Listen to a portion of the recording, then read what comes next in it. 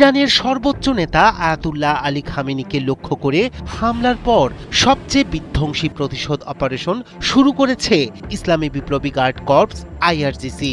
সর্বোচ্চ নেতা খামেনিকে লক্ষ্য করে আমেরিকা ও ইসরায়েলের হামলার পর তেহরান থেকে দেয়া একের পর এক হুঁশিয়ারি এখন রূপ নিয়েছে সরাসরি সামরিক অভিযানে। তাদের ঘোষণা, এটি শুধু জবাব নয়, চূড়ান্ত প্রতিশোধ। ইসরায়েলের হাইফা ও রামাত ডেভিড বিমান ঘাঁটি থেকে উপসাগরের মার্কিন ঘাঁটি পর্যন্ত ছড়িয়ে পড়েছে আইআরজিসি ঘোষিত ট্রু প্রমিস 4 এর তাণ্ডব। ক্ষেপণাস্ত্র, ড্রোন, ধারাবাহিক বিস্ফোরণে কেঁপে উঠছে তেল আবিব। একের পর এক আঘাতে উত্তপ্ত গোটা মধ্যপ্রাচ্য।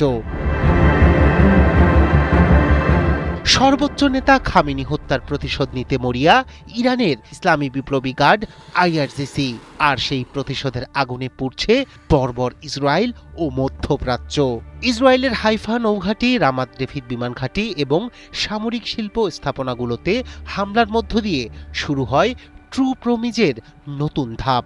আইআরজিসির দাবি, উত্তর ইসরায়েলের কৌশলগত কেন্দ্র হাইফায় নৌঘাঁটি ও সামরিক উঠোনে নির্ভুল আঘাত হেনেছে তারা।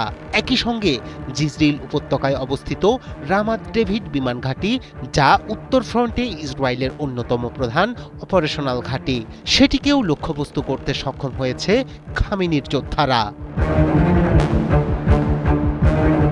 রক্ষা পায়নি বেতশেমেশ ও আজদোদে সামরিক শিল্প স্থাপনাগুলো।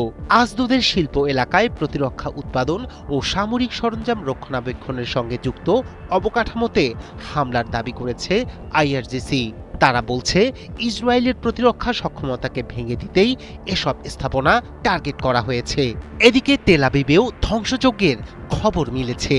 ইসরায়েলি গণমাধ্যম জানিয়েছে, সর্বশেষ ক্ষেপণাস্ত্র হামলায় একটি ভবন পুরোপুরি ধ্বংস হয়েছে এবং নির্দিষ্ট একটি সামরিক লক্ষ্যবস্তুতে সরাসরি আঘাত এনেছে ইরানি ক্ষেপণাস্ত্র।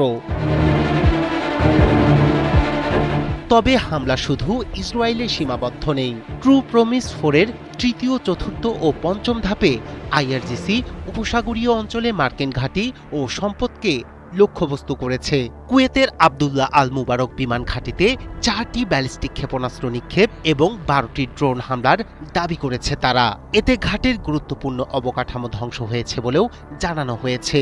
ইরাকের হারির ঘাঁটি, যেখানে মার্কিন বিশেষ বাহিনী অবস্থান করছিল, সেখানেও হামলার কথা বলেছে আইআরজিসি। সৌদি আরবের প্রিন্স সুলতান বিমান ঘাঁটিতেও ক্ষেপণাস্ত্র ও ড্রোন হামলা চালানো হয়েছে বলে দাবি ইরানের। এছাড়া জেবেল আলী বন্দরে গোলাবারুদ পরিবহনে নিয়োজিত একটি মার্কিন জাহাজে 4টি ড্রোন হামলার কথা উল্লেখ করেছে আইআরজিসি। তাদের দাবি, ধারাবাহিক বিস্ফোরণে অচল হয়ে গেছে জাহাজটি।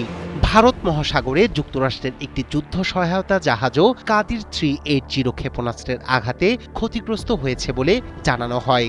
আইআরজিসি বলছে, এই ধাপে ব্যবহার করা হয়েছে আগের চেয়ে আরও উন্নত, নির্ভুল এবং ধ্বংসাত্মক ক্ষেপণাস্ত্র। তাদের হুঁশিয়ারি, পরবর্তী ধাপ হবে আরও শক্তিশালী। খামেনি হত্যার প্রতিশোধ নিতে মরিয়া আইআরজিসির এই অভিযানে পরিস্থিতি কোন দিকে গড়ায়, সেদিকেই তাকিয়ে পুরো বিশ্ব। রায়হান কবির, শুভ্র, ৭১।